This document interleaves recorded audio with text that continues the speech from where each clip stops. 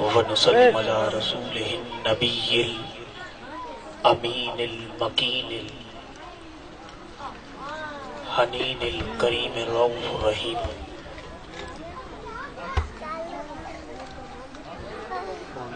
أما بعد فأعوذ بالله من الشيطان الرجيم بسم اللہ الرحمن الرحیم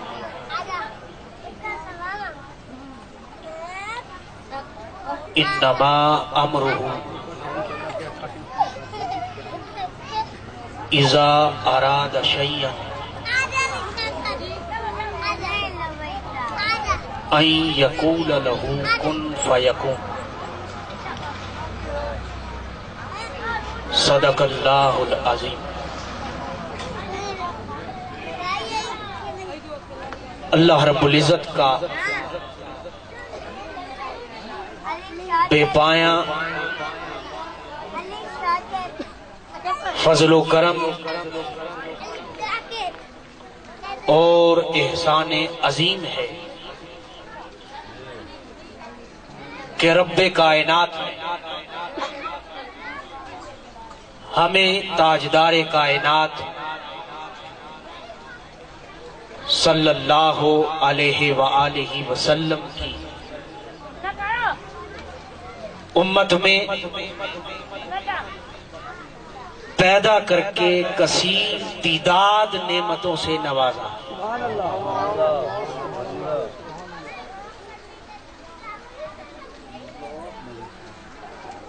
اور ہمیں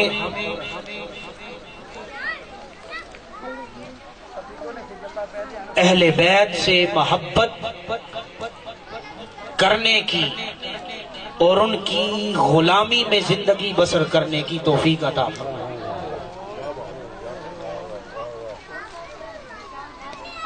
گفتگو سے قبل محسن بھائی ان کا دل کی گہرائیوں سے شکریہ ادا کرتا،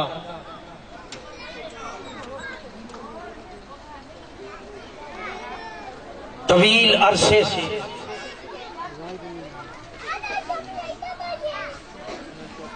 اس مجلس میں شمولیت کی دعوت دے رکھی تھی۔ اللہ رب العزت کا شکر ہے کہ آج حاضری یقینی ہوئی اور کیا وعدہ پورا ہوا۔ وقت کی قلت کو ملحوظ رکھتے ہوئے اختصار کے ساتھ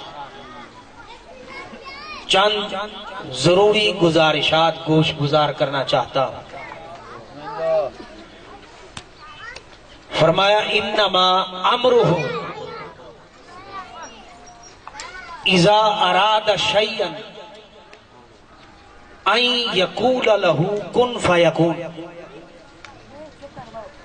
جب اس نے ارادہ کیا اس کا جس کو اس نے چاہا،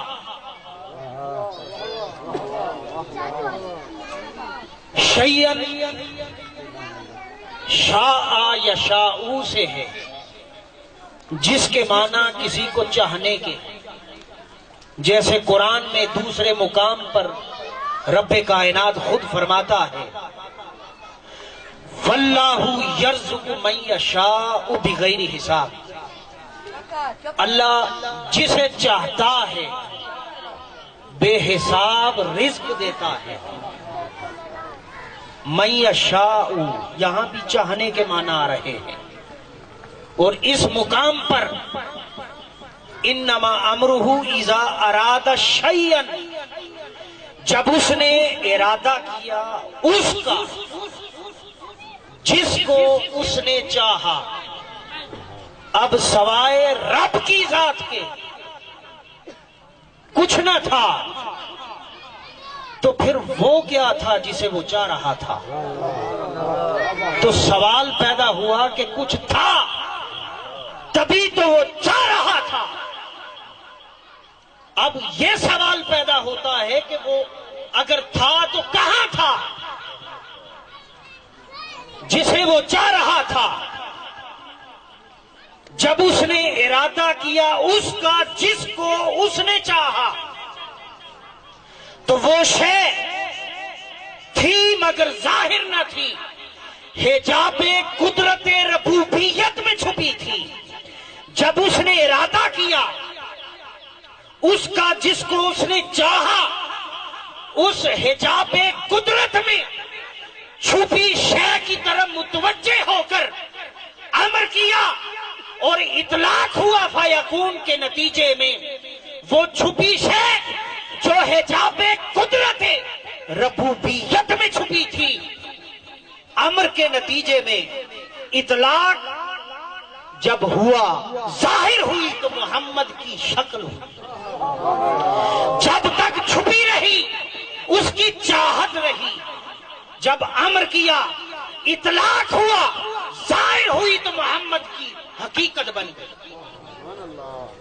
یہ وہی حقیقت تھی جس کے متعلق آگاہ کیا گیا، اے ابن آدم، ایک تیری چاہت ہے اور ایک میری چاہت ہے، ہوگا وہی جو میری چاہت ہے، اگر پورا کرے اسے جو میری چاہت ہے تو میں بھی عطا کروں گا تجھے جو تیری چاہت ہے، وگرنہ تھکا دوں گا تجھے تیری خواہشوں میں، ہوگا وہی جو میری چاہت ہے۔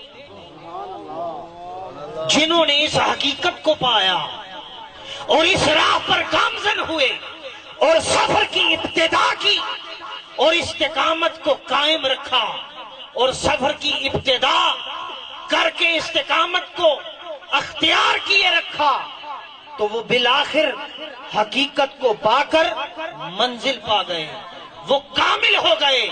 یہی وجہ تھی جو اس حقیقت اور راز کو پا گیا وہ اس کی چاہت کو چاہتا چاہتا جب کامل ہوا تو وہ بلال بن گیا۔ یہی وجہ تھی کہ اس کی چاہت کو چاہنے والا چاہتا چاہتا جب بلال بنتا ہے تو وہ کعبۃ اللہ کی چھت پر کھڑے ہو کر اذان دیتا ہے۔ موذن کا دوران اذان رخ کعبۃ اللہ کی طرف ہوتا ہے، مگر اس کی چاہت کو چاہنے والا چاہتا چاہتا جب کامل ہو جاتا ہے تو اس کا یہ مقام ہو جاتا ہے کہ وہ کعبۃ اللہ کی چھت پر کھڑا ہوتا ہے اور اس دوران اس کا رخ کعبے کی طرف نہیں ہوتا، اس طرف ہوتا ہے جس کے متعلق اہل محبت فرماتے ہیں، حاجیوں آؤ شہنشاہ کا روزہ دیکھو، کعبہ تو دیکھ چکے اب کعبے کا کعبہ دیکھو۔ رخ اس طرف ہوتا ہے، اذان دیتا ہے، اس طرف رخ ہوتا ہے جو خود امامت کروا رہا ہو، اور دل میں سمت قبلہ کی تبدیلی کا خیال آئے تو وہی نازل ہو جائے۔ قد نرى تقلب وجهك في السماء فلنولينك قبلة ترضاها فول وجهك شطر المسجد الحرام۔ میرے حبیب، ہم آپ کا چہرہ انور آسمان کی طرف کرنا تک رہے ہیں، ان قریب اس قبلے کی طرف پھیر دیں گے جس میں آپ کی مرضی اور خوشی ہے۔ رخ اس طرف ہوتا ہے، اذان دیتا ہے، اور ایک دن آتا ہے لبے بلال حرکت نہیں کرتے، طلوع شمس نہیں ہوتا، طویل لیل رہتی ہے۔ اس لیے طویل لیل رہتی ہے کہ کی محمد سے وفاتوں نے تو ہم تیرے ہیں، یہ جہاں چیز ہے کیا لوح و قلم تیرے۔ اس کی چاہت کو چاہنے والا چاہتا چاہتا جب کامل ہوتا ہے تو نفس امارہ، لوامہ، ملہمہ، مطمئنہ، ارادیہ، مردیہ، فنا فی اللہ کے سارے مرحلوں کو جب طے کرتا ہے اور مقام کال سے نکل کر صاحب حال ہوتا ہے، اس کا یہ مقام ہوتا ہے تو کہ وہ کیا وعدہ بھی پورا کرتا ہے۔ اگر پورا کرے اسے جو میری چاہت ہے تو میں بھی عطا کروں گا تجھے جو تیری چاہت ہے۔ یہی وجہ تھی حضرت شیخ احمد شربینی رحمت اللہ علیہ مصلی پر ذکر ربوبیت میں مشغول تھے۔ آپ کی اہلیہ روتی ہوئی آپ کے پاس آئیں اور عرض گزاری کرنے لگی کہ آپ کو خبر ہے کہ ہمارا ایک ہی اکلوتا بیٹا ہے جو شدت بیماری میں مبتلا ہے۔ اب کچھ بعید نہیں کہ وہ ہم کو چھوڑ جائے۔ جب سے آپ کے نکاح میں آئی ہوں اس دن سے لے کر آج کے دن تک دوسری زن کی طرح میں نے نہ ملبوسات کا مطالبہ کیا، نہ زیورات کا، نہ مالی فراوانی کا۔ جو ملا شکر بجا لائی، مگر آج پہلا اور آخری حق بیوی ہونے کے ناطے مجھے عنایت کر دیں۔ بیٹا بستر پر شدت بیماری میں مبتلا ہے، قریب المرگ ہے، اکلوتا ہے۔ میری زندگی تو اس سے وابستہ ہے، اگر وہ چل بسا تو میں جیتے جاگتے مر جاؤں گی، مگر آپ کا تعلق تو ذات ربوبیت سے استوار ہے۔ آپ ہر روز اس کی یاد میں مشغول رہتے ہیں۔ آپ کی زندگی کا بسر اوقات ہو جائے گا، مگر میرا بیٹا مر گیا تو جیتے جاگتے مر جاؤں گی۔ خدا را پہلا اور آخری حق بیوی ہونے کے ناطے یہ عنایت کر دیں کہ اسے بچا لیں۔ یہ صلہ ہے، اگر پورا کرے اسے جو میری چاہت ہے تو میں بھی عطا کروں گا تجھے جو تیری چاہت ہے۔ آپ نے چشمان ولایت سے جب دیکھا کہ ملک الموت بیٹے کے سرانے روح قبض کرنے کھڑا ہے، کچھ بعید نہیں کہ جسد خاکی سے روح پرواز ہو جائے۔ آپ نے اسی وقت ملک الموت کی طرف مخاطب ہو کر فرمایا، یا ملک الموت فرجع الی ربک ان حکم الموت ہی قد نصیحت۔ ملک الموت لوٹ جا اپنے رب کی طرف، اس کی موت منسوخ ہو گئی۔ جب انسان اس کی چاہت کو چاہتا چاہتا کامل ہوتا ہے، اس کا یہ مقام ہوتا ہے کہ وہ کن فیکون کا پیٹر بن جاتا ہے۔ جو کہتا ہے وہی ہوتا ہے، جو کرتا ہے وہی ہوتا ہے۔ یہ مقام مطمئنہ کا مقام ہے۔ مقام مطمئنہ پر فنا کے درجے پر جب وہ فائز ہو جاتا ہے، صاحب حال ہو جاتا ہے، پھر جو کہتا ہے وہی ہوتا ہے، کیا وعدہ پورا ہوتا ہے۔ اگر پورا کرے اسے جو میری چاہت ہے تو میں بھی عطا کروں گا تجھے جو تیری چاہت ہے۔ یہی وجہ تھی حضور غوث الاعظم کے پاس کچھ افراد جو مخالفین تھے آپ کے پاس آئے، ایک زندہ انسان کو مردہ بنا کر، اور اس کو گوشت گزار یہ کیا کہ جب تیرا جنازہ غوث الاعظم پڑھا دے ہم تمہیں اشارہ کریں گے تو اٹھ کر بیٹھ جانا۔ ہم مریدین میں ان کی ولایت کا مذاق اڑائیں گے، مریدین متنفر ہوں گے۔ زندہ انسان کو میت بنا کر چارپائی کندھوں پر رکھ کر جب غوث الاعظم کے پاس آئے اور کہا کہ اس کا جنازہ پڑھانا ہے، جب صفیں تیار ہو گئیں تو 2 سے 3 مرتبہ حضور غوث الاعظم نے پوچھا کہ جنازہ پڑھا دیا جائے؟ انہوں نے کہا پڑھایا جائے۔ نیت باندھ کر جنازہ پڑھا دیا۔ اب وہ چارپائی کے قریب آئے، چہرے سے کفن کو ہٹایا اور اشارہ کیا کہ اٹھ کر بیٹھ۔ مگر دیکھا حقیقت میں وہ مردہ ہو چکا تھا۔ انہوں نے کہا یا شیخ یہ تو مر گیا۔ آپ نے مسکرا کر فرمایا اس کا جنازہ جو پڑھا دیا ہے، یہ وہ مقام ہے جب اس کی چاہت کو چاہنے والا چاہتا چاہتا کامل ہوتا ہے، کن فیکون کا پیکر ہو جاتا ہے۔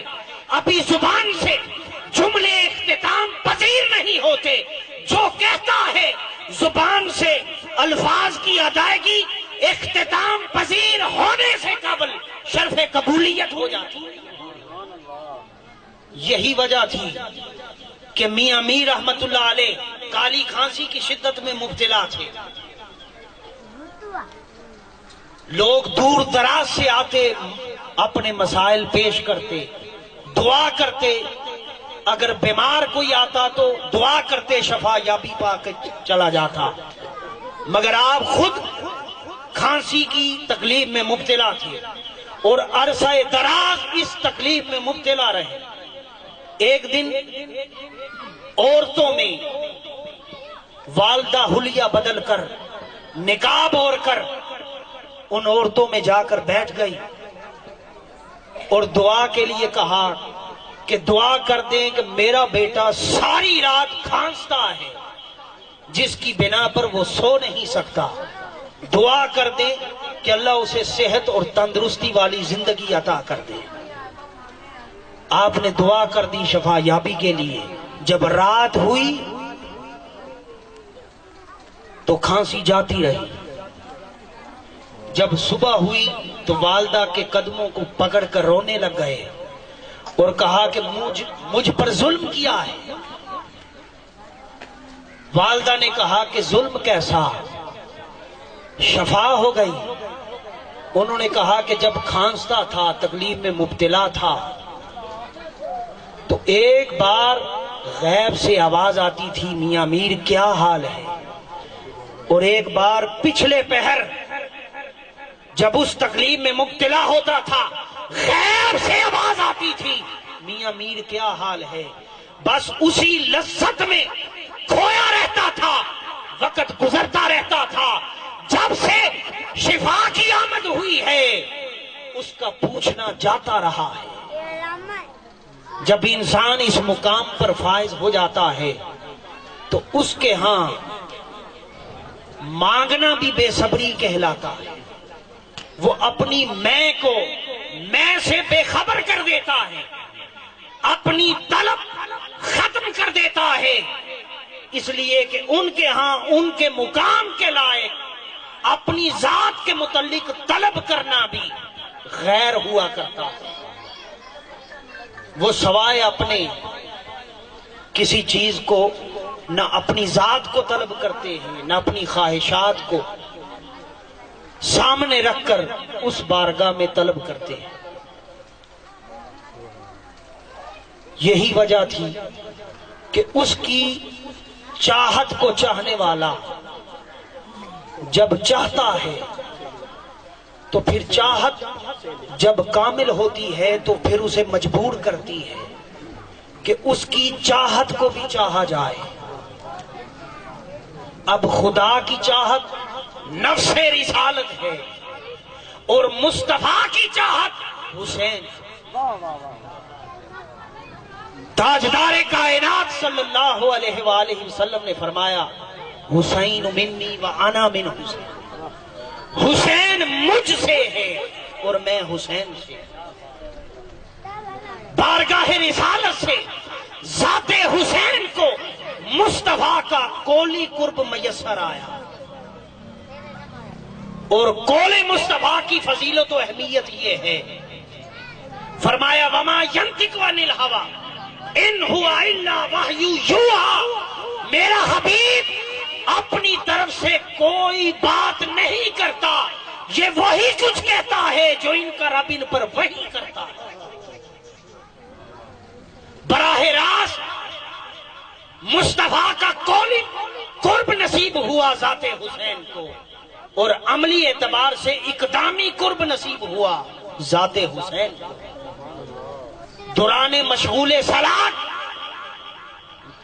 امام حسین مصطفیٰ صلی اللہ علیہ وسلم کی پشت پر سوار ہو جاتے اور آپ سجدے کو طویل کر دیتے. ذات حسین کو مصطفیٰ کا کولی قرب میسر آیا، عملی اعتبار سے اقدامی قرب میسر آیا، اور یہاں تک کہ نسبی قرب میسر آیا. جس ذات کو براہ راست ذات رسالت سے 3 جہت سے قرب میسر آئے تو وہ خدا کے کتنا قریب ہوا ہوگا. اس لیے کہ قرب مصطفیٰ کی فضیلت یہ ہے کہ جو چیز مصطفیٰ کے قریب ہو جاتی ہے وہ مردہ بھی ہو تو زندہ ہو جاتی ہے. ابو جہل ہاتھ میں کنکریاں لیے آتا ہے اور کہتا ہے اے محمد میری مٹھی میں کیا ہے؟ فرمایا میں بتاؤں یا وہ شیخ خود بتائے کہ تیری مٹھی میں کیا ہے؟ فرمایا مٹھی میں 60 پتھر کی کنکریاں ہیں، کان کے قریب لے جا دیکھ کیا کہتی ہیں. تو مصطفیٰ کی رسالت کی گواہی دے رہی تھی. تو بولنا تو زندگی کی علامت ہوا کرتا ہے. ارے وہ بے جان تھی، جو ہی بے جان اشیاء کو مصطفیٰ کا قرب میسر آیا تو بے جان شے بھی زندہ ہو. کھجور کا خشک تنا تھا جس کے اندر شعور نہ تھا. آپ ٹیک لگا کر جمعے کا خطبہ دیا کرتے تھے. ایک مرتبہ صحابہ کی فرمائش پر منبر پر جلوہ فرما ہوئے خطبے کا آغاز کیا. کھجور کے خشک تنے نے مصطفیٰ کی جدائی کو برداشت نہ کیا، رونے لگ گیا. صحابہ نے ہر چند کوشش کی سننے کی کہ رونے والا کون ہے، مگر رونے والا دکھائی نہ دیا. اچانک تاجدار کائنات صلی اللہ علیہ وسلم منبر سے اترے، کھجور کے خشک تنے کے قریب گئے، تھپکی دی تو سسکیاں لیتا ہوا خاموش ہو گیا. ارے وہ شے جو بے جان تھی، زندگی کی علامت نہ تھی، بے شعور تھی، مصطفیٰ کا قرب میسر آیا تو وہ مردہ بھی زندہ ہو گئی. تو جس نفس باقی کو، جس زندہ انسان کو براہ راست مصطفیٰ کی ذات سے 3 طرح کا فنا درجے کا قرب میسر آیا ہو، اس کی بقا کا عالم کیا ہوگا، اس کی حیات کا عالم کیا ہوگا. فرمایا کل ان کنتم تحبون اللہ فاتبعونی یحببکم اللہ. میرے حبیب فرما دیجئے ان کو جو کہتے ہیں ہم تو اللہ سے محبت کرتے ہیں، اگر تم اللہ سے محبت کرتے ہو، اللہ سے محبت کرتے ہو تو فرمایا میری اطاعت کرو، اتباع کرو. اس کے نتیجے میں اللہ تم سے محبت کرے گا اور گناہ معاف کرے گا. تو اتباع پیروی ابتدان بن چاہت نہیں ہوتی. چاہت جب کامل ہوتی ہے تو چاہنے والے کو اتباع پر مجبور کرتی ہے. تو جب وہ اتباع کرتا ہے یہ اقدام ابدیت ہے، اور صلے میں اجرت ربوبیت یہ ہے کہ وہ پھر بندے کو محبوب بناتا ہے اور خود محب ہو جاتا ہے، اور اس کے بعد اس کے گناہ معاف کرتا ہے. جب کوئی کسی کو محبوب بنا لیتا ہے تو محبوب کے لیے آسانی اور راحت چاہتا ہے. یہ تبھی ممکن ہے کہ اس نفس ابدیت کے لیے ہمیشہ والا سکون اسے میسر آئے. یہ تبھی ممکن ہوگا کہ جب گناہوں کی معافی ہوگی، خروج نار ہو کر دخول جنت ہو جائے. یہ تبھی ممکن ہوگا جب گناہوں کی معافی ہو جائے. یہ سب کچھ تبھی ممکن ہے جب اس کی چاہت کو چاہے. اس کی چاہت نفس رسالت اور نفس رسالت کی چاہت حسین. جب امام علی مقام کی شہادت کا وقت آتا ہے تو وہاں پر بھی پیغام ہے امت مصطفیٰ کو، اور اس طرف مولا علی شیر خدا علیہ السلام، اس طرف بھی عملی اقدام کر کے امت مصطفیٰ کو پیغام ہے۔ ادھر گود علی المرتضیٰ اور اس طرف امام الانبیاء کا سر مبارک ہے۔ اس دوران ادائیگی صلاۃ فرضیت کی ساتھ ہے۔ ادب رسالت پر علی شیر خدا نے ادائیگی صلاۃ فرضیت کو قضا کیا اور ادب رسالت کو ترجیح دیتے ہوئے عملی اقدام کر کے، ان کا عملی اقدام استعارہ بطور اشارہ تھا امت مسلمہ کو کہ جو علی کا چاہنے والا ہوگا وہ مصطفیٰ کا بے ادب نہیں ہوگا۔ مولا علی نے ادب رسالت پر ادائیگی صلاۃ فرضیت کو قضا کیا، اور ادھر میدان کربلا ہے، یزید کا ظلم ہے، دوران جنگ نفس حسین ادائیگی صلاۃ فرضیت میں مشغول ہے، اور عملی اقدام میں جان عزیز کو فدائے مولا کیا۔ پیغام تھا، عملی اقدام استعارہ بطور اشارہ تھا کہ جو حسین سے محبت کرنے والا ہوگا وہ ترک صلاۃ نہیں ہوگا، جو علی سے محبت کرنے والا ہوگا وہ مصطفیٰ کا گستاخ نہیں ہو سکتا، جو حسین سے محبت کرنے والا ہوگا وہ ترک صلاۃ نہیں ہو سکتا۔ نعرہ تکبیر، نعرہ رسالت، نعرہ حیدری۔ براہ راست ذات رسالت سے امام علی مقام نے 3 جہت سے قولی قرب پا چکے، عملی اقدامی قرب پا چکے، نسبی قرب پا چکے۔ جو مصطفیٰ کے قریب ہوتا ہے وہی تو خدا کے قریب ہوتا ہے۔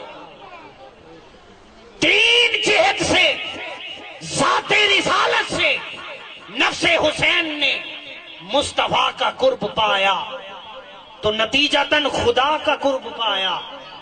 اب امام علی مقام کا عملی اقدام ہے اور افعال ابدیت جس کے کرنے میں ابدیت کی معراج ہے۔ دوران جنگ امام علی مقام نے صبر و استقامت کی جو مثال قائم کی تو صلے میں رب فرماتا ہے ان اللہ مع الصابرین، بے شک اللہ صبر کرنے والوں کے ساتھ ہے۔ خدا کا قرب تو 3 جہت سے براہ راست مصطفیٰ کی ذات سے پا کر خدا کے قریب تو ہو ہی چکے تھے، مگر عملی اقدام سے صبر و استقامت کی جو مثال قائم کی میدان کربلا میں، اس دوران نہ آج کے دن تک اس نوعیت کی صبر و استقامت کی مثال کوئی قائم کر سکا، نہ قیامت تک کوئی کر سکے گا۔ عملی اقدام صبر و استقامت کا جو اختیار کیا اور نتیجتاً جان عزیز کو رضائے ربوبیت کے فدا کیا تو اجرت میں رب کائنات میں اپنا دیدار عطا فرمایا، اور دیدار کے ثمرات بقا ہے۔ قربت کا صلہ دیدار ہے، جو جتنا قریب ہوتا ہے اسی نوعیت کا تو دیدار ہوتا ہے، تو جس نوعیت کا دیدار ہو اسی نوعیت کی بقا ہوتی ہے۔ یہاں انتہا درجے کا قرب براہ راست امام علی مقام نے جب خدا کا پا لیا تو ان خاص ساعتوں میں گردن جب تن سے جدا ہوئی، جب شہادت کا وقت آیا تو پردے حجابات ہٹا دیے گئے۔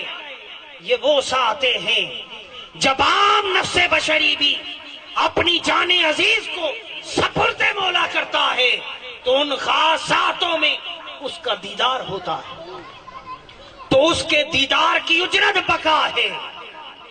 یہی وجہ ہے کہ ہر کوئی جو شہید ہوتا ہے تو قرآن کی آیت اس کی تصدیق کرتی ہے، اس کی بقا کی۔ فرمایا وَلَا تَقُولُوا لِمَن يُقْتَلُ فِي سَبِيلِ اللَّهِ أَمْوَاتٌ بَلْ أَحْيَاءٌ وَلَٰكِن لَّا تَشْعُرُونَ۔ جو اس کی راہ میں قتل کر دیے جاتے ہیں انہیں مردہ نہ کہو، وہ زندہ ہوتے ہیں۔ قرآن کی آیت نے کہا یا باری تعالیٰ کیا قیامت تک آنے والی امت مسلمہ کو میں خود اپنی زبان حال سے کہتی رہوں گی کہ تیری راہ میں قتل ہونے والا، شہید ہونے والا مردہ نہیں زندہ ہوتا ہے؟ فرمایا نہیں، نبی آخر زمان کا دور ہوگا اور ان کا نواسہ حسین ہوگا، کربلا کی زمین ہوگی، یزید کا ظلم ہوگا، سر تن سے جدا ہو چکا ہوگا، نیزے کی نوک پر چڑھ چکا ہوگا۔ لب حسین قرآن کی تلاوت کر کے بتا رہے ہوں گے امت مسلمہ کو کہ جو شہید ہو جاتا ہے وہ مرتا نہیں، وہ زندہ ہوتا ہے۔ اسلام زندہ ہوتا ہے ہر کربلا کے بعد۔ ذات حسین وہ ہے جس نے فنا درجے کا ذات رسالت سے قرب پایا اور صبر و استقامت عملی اقدام کر کے فنا درجے کا خدا کا براہ راست قرب پایا، اور اسی قرب کی نوعیت کا دیدار پایا، اور اسی دیدار کے ثمرات میں بقا کے ثمرات سے نوازا۔ وما علینا ان البلاغ۔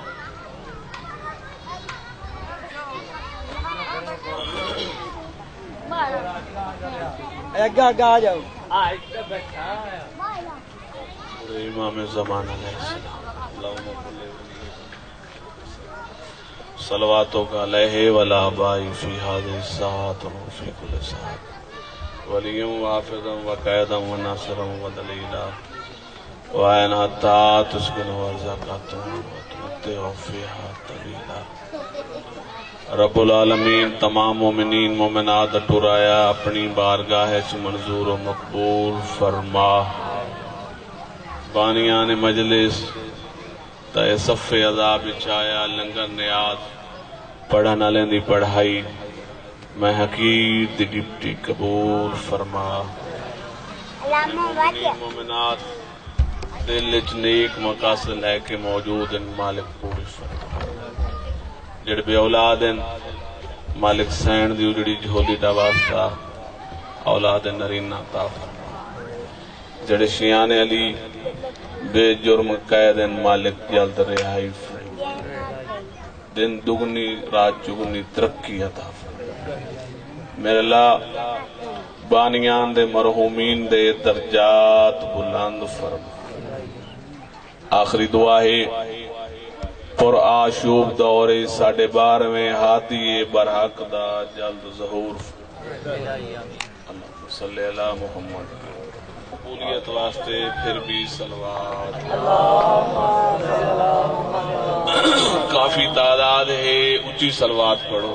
اللہم صلی علی محمد۔ نعرہ تکبیر، نعرہ تکبیر، نعرہ رسالت، نعرہ رسالت، نعرہ حیدری۔ دوئیں ہاتھ بلند کر کے نعرہ حیدری۔ زندگی میں صلوات پڑھو۔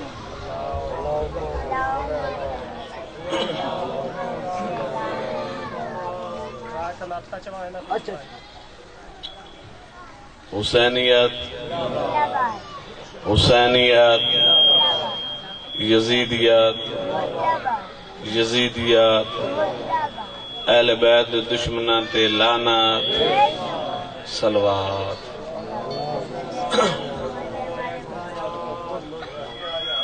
اعوذ باللہ من الشیطان الرجیم، بسم اللہ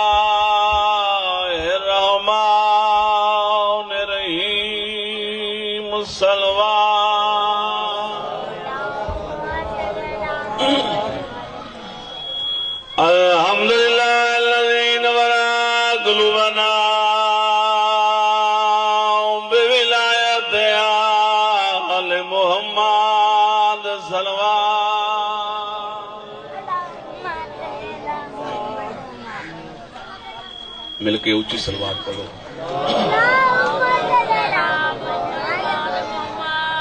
الصلاۃ والسلام علی من کان نبی وآدم بین الماء والدین صلوات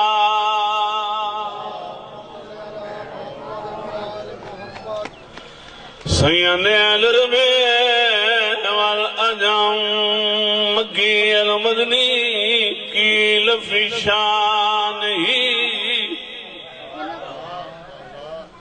وما ارسلناک الا رحمۃ للعالمین صلوات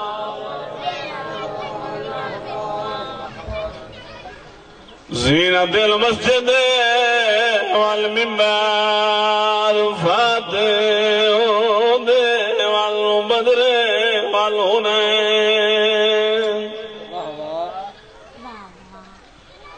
وامیر العالم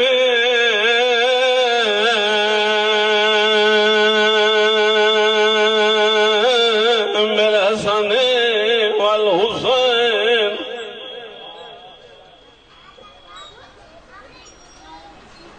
سید الاولیاء